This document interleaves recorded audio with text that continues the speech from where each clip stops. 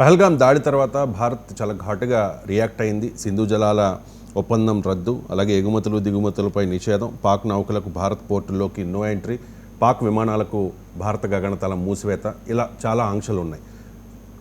ఇప్పుడు ఈ యుద్ధం తర్వాత పాకిస్తాన్ని భారత్ ఇక మీదట ఎలా ట్రీట్ చేయబోతోంది?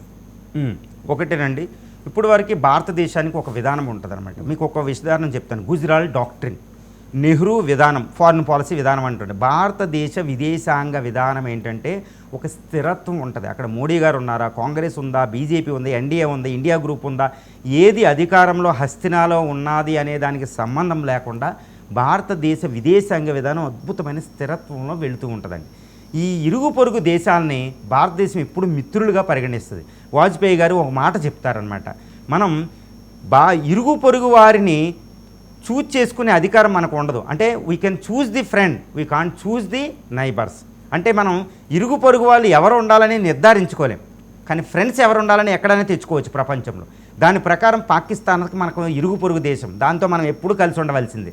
అందుకే భారతదేశం ఇప్పటివరకు ఏం చేసింది, ఎటువంటి విధానంలో కూడా పాకిస్తాన్ని కలిసి తీసుకెళ్లడానికే ప్రయత్నం చేసేది, స్నేహభావకంగా ఉండడానికే పనిచేసేది. అందుకని 4 యుద్ధాలు జరిగినాయి. ఇప్పటివరకు 4 యుద్ధాలు జరిగినా భారతదేశం ఇంతవరకు పాకిస్తాన్తో కలిసి వెళ్తూ సాఫ్టా అని, సౌత్ ఏషియన్ ఫ్రీ ట్రేడ్ అగ్రిమెంట్లు అన్నీ ఉంటుంది, ట్రేడ్ ఉండేది, సినిమాలు ఇవన్నీ మీకు తెలుసు. కానీ ఈ యుద్ధం భారతదేశం పాకిస్తాన్తో ఎలా ఉండాలో చెప్పిందనమాట. ఉన్నది మోడీ ప్రభుత్వం వీళ్ళు కాబట్టి, ఆర్ఎస్ఎస్ బ్యాక్గ్రౌండ్తో ప్రభుత్వం ఉంటుంది కాబట్టి ఇక్కడ నుంచి పాకిస్తాన్ ఎలా ట్రీట్ చేస్తారనడంలో నిశ్చయం లేదు. అది ఎలా ఉంటుందంటే దాంతో ట్రేడ్ రిలేషన్ ఉండదు, దాన్ని నమ్మి మాత్రం ఇంకొకసారి భారతదేశం ప్రవర్తించదు, దాన్ని ఏకాకిం చేస్తూ ఉంటుంది. ఇప్పుడు వరకు క్షమించాం దాన్ని, ఇందిరా తప్పితే మిగిలిన ప్రైమ్ మినిస్టర్ ఎవరు దాన్ని జోలికి వెళ్ళలేదు విడదీయడానికి. కానీ ఇప్పుడు నుంచి మోడీ వచ్చిన తర్వాత రాహుల్ గాంధీ వచ్చిన ఎవరు వచ్చినా పాకిస్తాన్ విషయంలో ఒకటే ఉంటుంది, పాకిస్తాన్ విడదీసి దాన్ని ముక్కలు చెక్కలు చేసి పాకిస్తాన్ లేకుండా చేసి పాకిస్తాన్లో పీఓకే అనేదాన్ని, సింధు ప్రభావాన్ని మనం కలుపుకోవడానికి, బలూచిస్తాన్ స్వతంత్ర దేశం చేయడానికి ట్రై చేస్తారు. 2 దాని అణ్వాయుధాలని ఇప్పుడు ఇంకా క్షమించరు.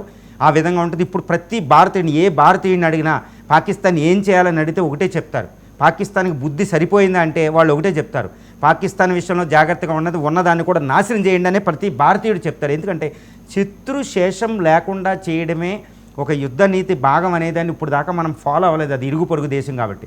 ఇక్కడ నుంచి భారతదేశం దాన్ని శత్రు శేషాన్ని లేకుండా చేయడానికే ప్రయత్నం చేస్తుందని నేను అనుకుంటున్నా. భారతదేశం సో సీరియస్, ఉపేక్షతో ఉండదు. ఆర్థికంగా, సామాజికంగా, రాజకీయంగా, అంతర్జాతీయంగా దాన్ని ఏకాకిం చేసి దాన్ని సర్వనాశం చేసేదాకా భారతదేశం వదలదు.